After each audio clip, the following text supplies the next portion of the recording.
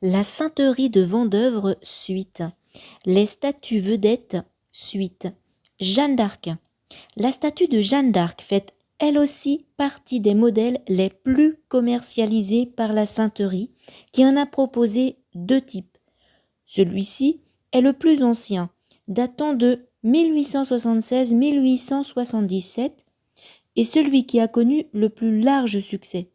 À l'époque, Jeanne d'Arc, canonisée en 1920, n'est encore que bienheureuse, mais la redécouverte de son procès par Michelet lui vaut une popularité unanime, tant auprès des anticléricaux qu'auprès des catholiques, ce qui permet à Léon Moinet de vendre sa statue aussi bien pour les églises que pour les mairies ou les jardins publics.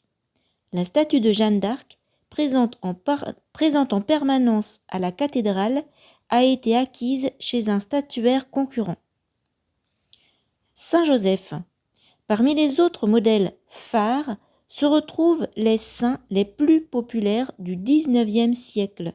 Saint-Joseph arrive incontestablement en tête, qu'il soit représenté seul, avec un lys, ou son outil de charpentier, ou avec l'enfant Jésus. Le groupe de la Sainte Famille, plus onéreux puisqu'il se constitue de 3 statues, est plus rare. Saint Nicolas. Saint Nicolas était particulièrement vénéré dans l'Aube, département limitrophe de la Lorraine dont il est le saint patron. La Sainterie le représente selon l'iconographie traditionnelle en évêque protégeant les 3 enfants ressuscités du Saloir. Saint-Éloi. Dans un département aussi agricole que l'Aube, la statue de Sainte Isidore, paradoxalement, n'est pas courante. Manifestement, lui était préféré le plus ancien et plus célèbre Saint-Éloi, protecteur entre beaucoup d'autres des forgerons et des laboureurs, comme ne manque pas de le rappeler la petite charrue en bronze posée sur son enclume. Sainte Catherine. Parmi les saintes féminines, la statue de Sainte Catherine fut parmi les plus vendues. La statue de l'église de la Villeneuve-aux-Chênes est un modèle ancien d'avant 1865, savamment décorée, à l'allure et au visage très romantique. Celle de l'église de Lompré-le-Sec, d'une décoration plus sobre, est plus tardive, mais son visage mélancolique témoigne de la qualité des peintres de la manufacture de Vendeuvre. Sainte Anne et la Vierge Marie. L'éducation de la Vierge par Sainte Anne est une des statues les plus répandues. L'évolution stylistique du visage de la Sainte Anne est caractéristique de l'art dit de Saint-Sulpice. D'abord, celui d'une vieille femme. Il est progressivement considérablement rajeuni pour se conformer aux critères de la beauté idéale de la Belle Époque. Une sainte ne pouvait être que jeune et jolie. Les statues plus rares.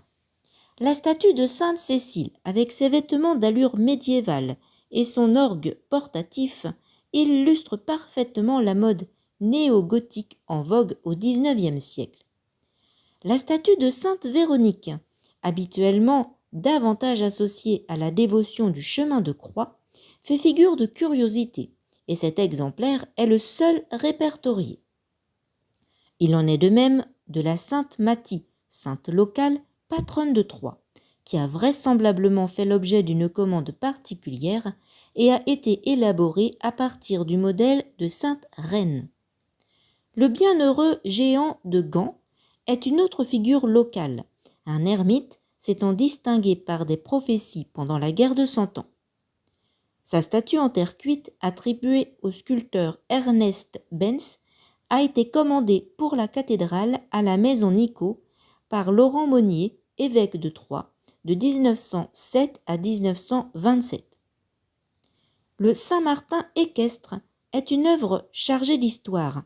Cet exemplaire décorait autrefois le portail de la Sainterie, en vis-à-vis d'un Saint-Georges à cheval.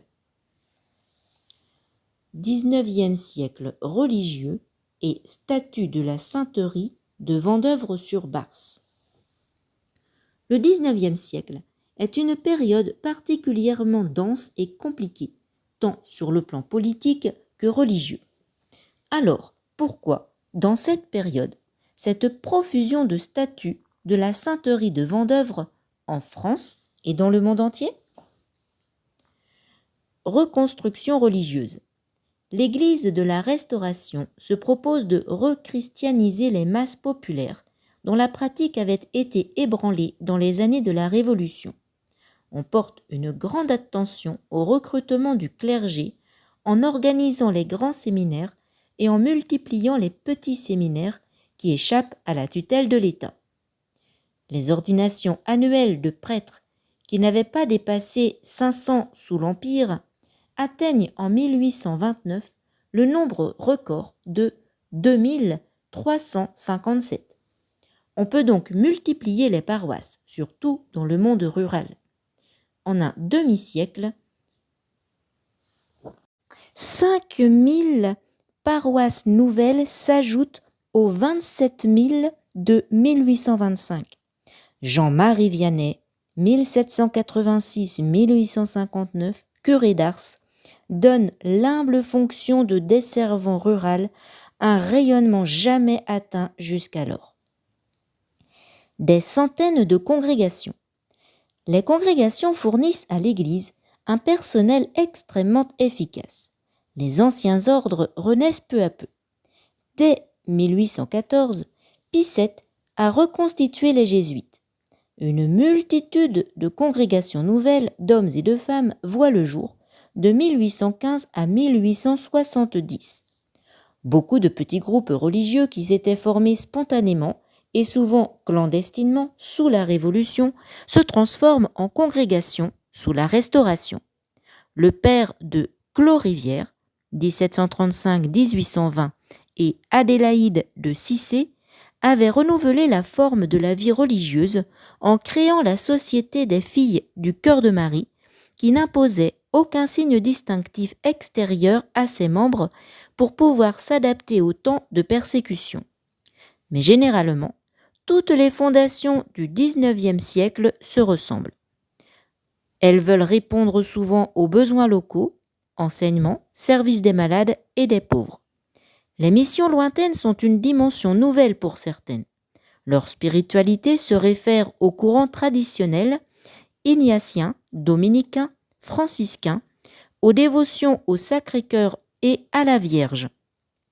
700 congrégations ont une dénomination mariale, au thème de l'époque comme celui de la réparation. Certaines sont marquées par la perspective des derniers temps. Les missions à l'étranger. Bien qu'elle ait vidé les séminaires, la Révolution française n'avait pas tari les vocations missionnaires. Dès les années 1791-1792, au contraire, de très nombreux prêtres, en particulier des sulpiciens, avaient émigré aux États-Unis. Quant aux pères des missions étrangères de Paris, plusieurs étaient demeurés en Inde et avaient installé une procure à Londres. L'impératrice de Russie, Catherine II, ayant protégé les jésuites, Saint-Pétersbourg devint aussi un foyer d'émigration religieuse. Dès le début de l'Empire, par l'intermédiaire de l'Angleterre ou de la Russie, plusieurs d'entre eux restèrent secrètement en rapport avec d'anciens sulpiciens ou d'anciens jésuites demeurés en France ou en Suisse.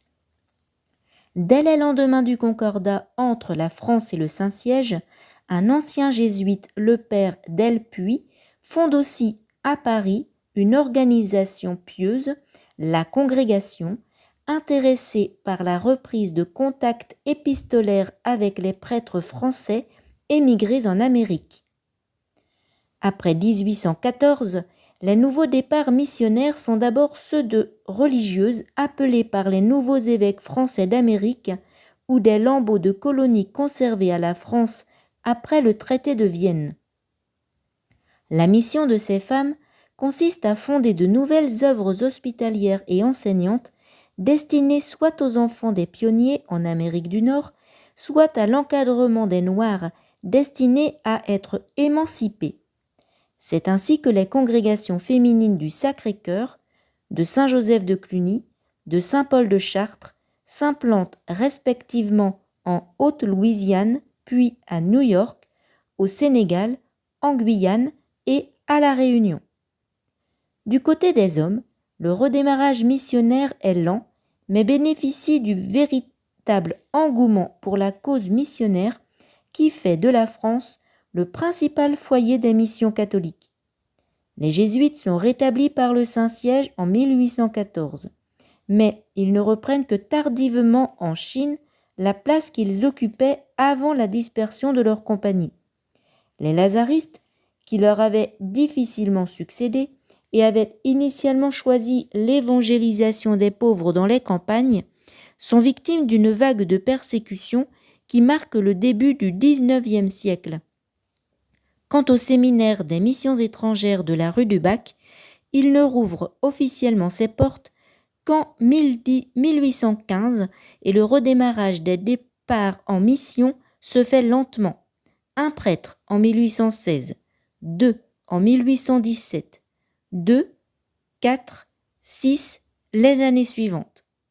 Au total, à la fin du XIXe siècle, les œuvres missionnaires catholiques représentaient un très vaste réseau hospitalier, manufacturier et surtout enseignant, dont la carte correspond largement à celle des pays qu'il est aujourd'hui convenu d'appeler les BRICS ou BRICA, à savoir Brésil, Russie, Inde, Chine, Afrique du Sud.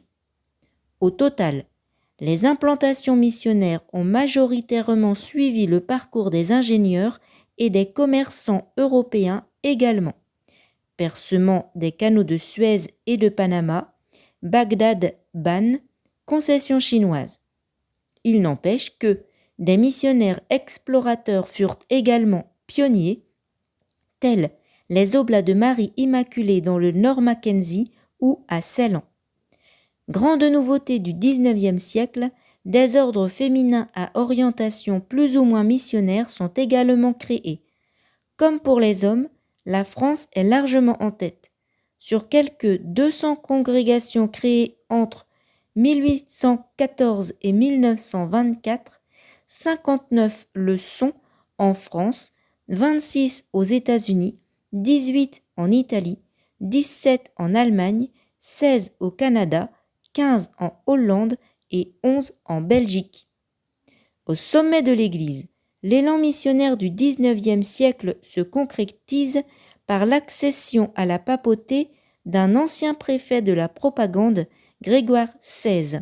Ce dernier publie l'encyclique Neminem Profecto, qui est, après les instructions de la propagande de 1659, le second grand texte missionnaire. Le texte insiste à nouveau sur la nécessité de former un clergé local. En fait, le principe n'est plus un sujet de débat dans l'Église. Les missions étrangères, par exemple, n'ont pas attendu l'encyclique pour créer 19 séminaires dans le monde, 1814, soit 1 pour 6 missionnaires. On retrouve de façon durable dans l'Église catholique le problème du niveau demandé au clergé local, qui est le même que celui du clergé européen, qui comprend l'apprentissage du latin. L'aspirant à la prêtrise du Kerala ou des îles Samoa doit compter 15 ans d'études avant d'être ordonné. Il en résulte un rendement extrêmement faible entre l'entrée au séminaire et la sortie, presque partout inférieur à 1 sur 20. Heureusement pour les missions, les sœurs n'ont pas à subir un tel handicap. Les ordres féminins recrutent beaucoup plus aisément, favorisant l'ancrage de la nouvelle religion dans la population. Et en France, de nombreuses associations pieuses et charitables, confréries et œuvres diverses se multiplient à la même époque. La propagation de la foi, 1822, le rosaire vivant, 1826 de Pauline Jaricot, les conférences Saint-Vincent de Paul, 1833, dont l'un des fondateurs est Frédéric Ozanam, 1813-1853. L'Église revient aux missions intérieures pour ramener les masses à la pratique religieuse. Les missionnaires reprennent les recettes du passé avec des mises en scène spectaculaires. Ils associent la restauration des Bourbons et celle de la foi, multipliant les cérémonies expiatoires pour les crimes de la Révolution. Dans l'impossibilité de reprendre en main tout l'enseignement, l'Église s'efforce de noyauter l'université, c'est-à-dire l'organisation de l'enseignement de l'État. Un évêque en prend la tête, des prêtres deviennent recteurs d'académie ou professeurs de philosophie. Les congrégations nouvelles fournissent des instituteurs et des institutrices à l'enseignement primaire communal et fondent leurs propres écoles lorsqu'elles en ont la liberté en 1833, loi Guizot. La pratique religieuse varie beaucoup en fonction des régions et des sexes en cette première moitié du siècle. Dans le bassin parisien, 10% de la population fait ses Pâques, mais en Vendée et en Lozère, 90%. À Orléans, ce sont 4% des hommes et 20% des femmes. Il semble que la pratique est remontée au milieu du siècle. Baptême, première communion, mariage et funérailles religieuses sont demandés par la majorité des populations. La piété du début du siècle se ressent du romantisme post-révolutionnaire. Un Dieu terrible demande des victimes expiatoires et réparatrices. La sentimentalité religieuse s'exprime dans un langage parfois un peu ampoulé. Torrents de larmes, transports ineffables, tendres épanchements, ravissements sublimes. En cette période se manifeste une influence dite ultramontaine. Le Dieu terrible devient le bon Dieu. La piété se fait plus christocentrique avec le développement de la dévotion au Sacré-Cœur et à l'Eucharistie. Adoration perpétuelle 1837. La dévotion mariale est favorisée par de nombreuses confréries et apparitions de la Vierge 1826. Le rosaire vivant 1830, la médaille miraculeuse. 1837, confrérie de Notre-Dame des Victoires. 1871. 1846, apparition de la Salette. 1854, proclamation du dogme de l'Immaculée Conception. 1858, apparition de Lourdes. 1871, apparition de Pontmain. Toutes ces démarches spirituelles, toutes ces fondations en France et dans le monde font donc appel à une iconographie très spécifique et adaptée à ces différents courants. Les statues de Vendeuvre, très en phase, vont donc circuler dans le monde entier. Saints d'hier et saints d'aujourd'hui. Les saints de chez nous ne sont pas toujours seulement des personnages chrétiens ayant marqué l'histoire et suscité des œuvres d'art. Ils sont icônes du Christ. Par leur vie et leur enseignement, ils font briller à nos yeux, chacun selon sa personnalité, une des facettes de l'infinie richesse divine apportée au monde par le Christ. Ils nous disent qu'à toute époque et en toute situation, il est possible d'accueillir et de laisser agir dans nos vies l'Esprit Saint qui unifie l'être humain en ses profondeurs en l'unissant à Dieu et à ses frères et sœurs. Nous pouvons alors dire que les saints sont des cadeaux de Dieu pour le monde. Ils ont vécu dans leur temps. Les situations personnelles et les conditions de vie ne se répètent jamais. Nous cherchons à connaître les saints pour apprendre d'eux à vivre de la vie, même de Dieu.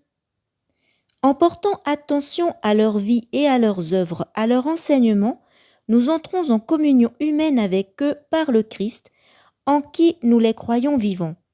L'œuvre de Dieu commencée en leur existence terrestre n'a pas été désintégrée par la mort, mais s'est épanouie en Christ. Le plus grand hommage que nous rendons au Christ, c'est de montrer la présence puissante du Sauveur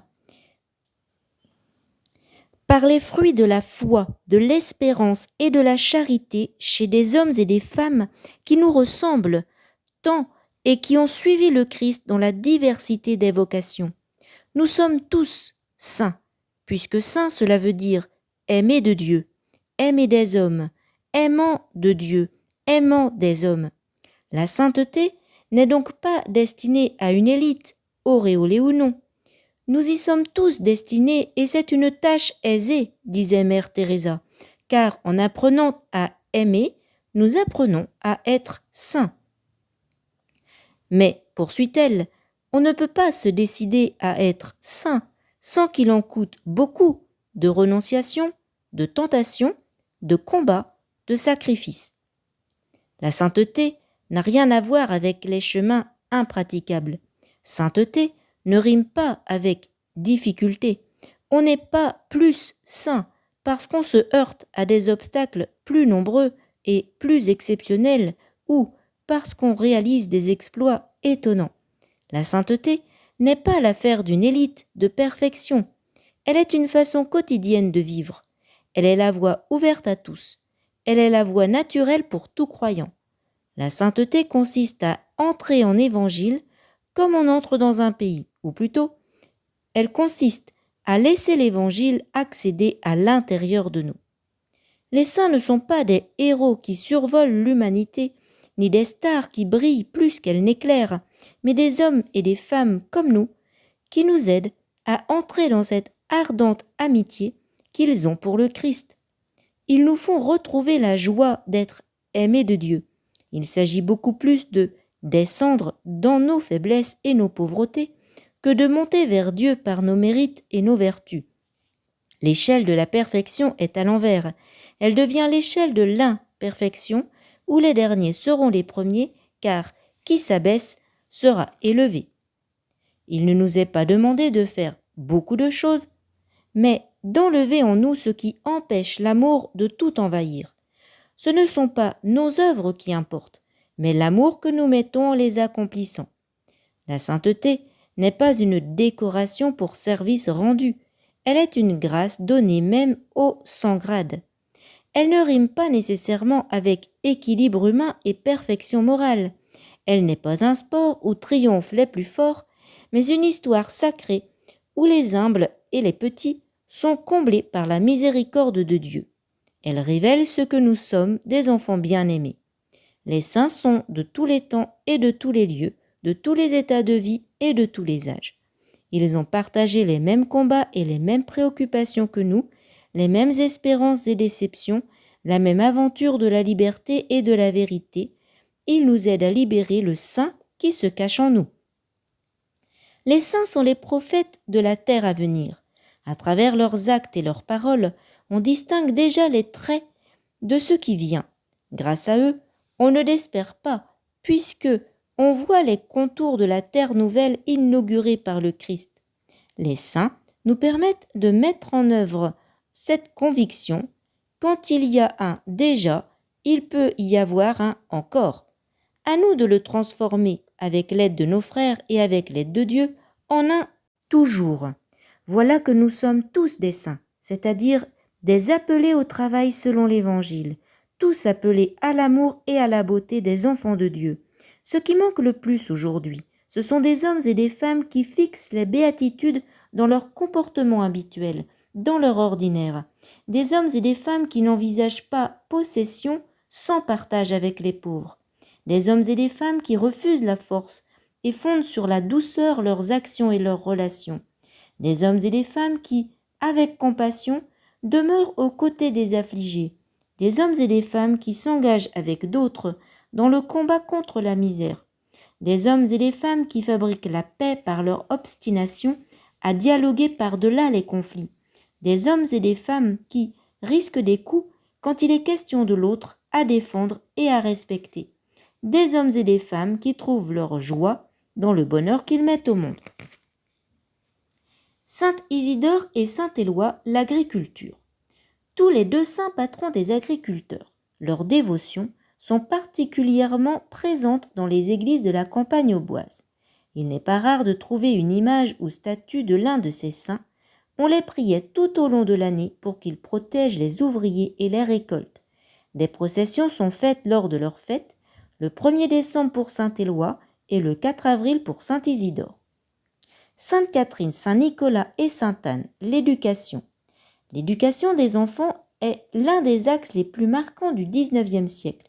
Les congrégations dédiées à l'éducation se multiplient.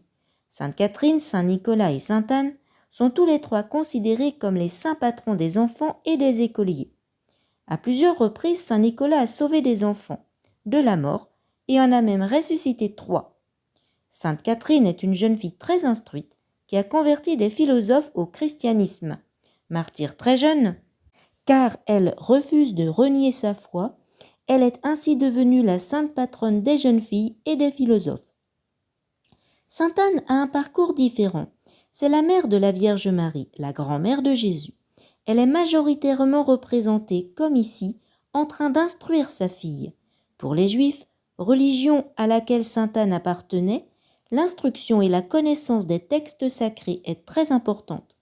Étant une religion du livre, cette transmission est primordiale et elle se fait principalement par la mère. C'est elle qui instruit ses enfants et leur apprend les gestes et prières qui rythment la vie des Juifs. Ces mêmes gestes et prières, Marie les apprendra à son fils Jésus. Sainte Mathie le partage. On dit que c'est l'une des premières chrétiennes de l'Aube et qu'elle a fait partie des personnes qui ont accueilli les premiers évangélisateurs dans la région. Elle est également connue comme pour avoir distribué du pain aux plus pauvres, et ce, sans que les quantités ne diminuent, contre l'avis du boulanger pour qui elle travaillait. Cette sainte troyenne et sainte patronne de la ville est également connue comme la sainte du partage, de l'attention aux plus petits et plus fragiles. C'est pour ces raisons que sainte Mathie a été choisie comme sainte patronne de nombreuses œuvres de charité du XIXe siècle. Cette exposition est organisée par la cathédrale de Troyes et l'association Artaud, loi 1901, dont l'objet est la valorisation du patrimoine artisanal et industriel de la région de Vendeuvre-sur-Barse, en lien avec la terre et le fer. Contact Facebook Artaud Vendeuvre. Mail artaudvendeuvre@orange.fr. Téléphone 06 82 03 12 53. Nous remercions sincèrement pour le prêt des statues les particuliers, les paroisses et les communes de Baligny-Court, Champignol-les-Mondeville, Fuligny, La Chaise, la Villeneuve-aux-Chênes, Lévigny, Lompré-le-Sec, Maisons-les-Soulaines, Spoix et Vitry-le-Croisé. Ces églises sont généralement fermées, mais d'autres ouvertes tous les jours et conservant de nombreuses et remarquables statues de la sainterie de Vendeuvre valent le détour par exemple à Lémont, Dienville, Chalette-sur-Voire, Brienne-le-Château, Brienne-la-Vieille, Morvilliers, Chavanges, Mézières-les-Briennes, Bar-sur-Aube, Lantage, Blouze, 52, Puil-Montier, 52. Texte, Valérie Gillet à la nièce, Mathilde Broquet et Dominique Roy. Réalisation, Mathilde Broquet. Cathédrale Saint-Pierre-Saint-Paul de Troyes, Artaud, Troyes, Vendeuvre-sur-Barse, Aube en Champagne le département, Andras, Vendeuvre-Soulaines, ancienne maison Prote, ingénieur, constructeur depuis 1937. La sainterie de Vendeuvre-sur-Barse, les saints de Vendeuvre dans la lumière, exposition à la cathédrale Saint-Pierre-Saint-Paul de Troyes de juillet à octobre 2023, en partenariat avec l'association Artaud.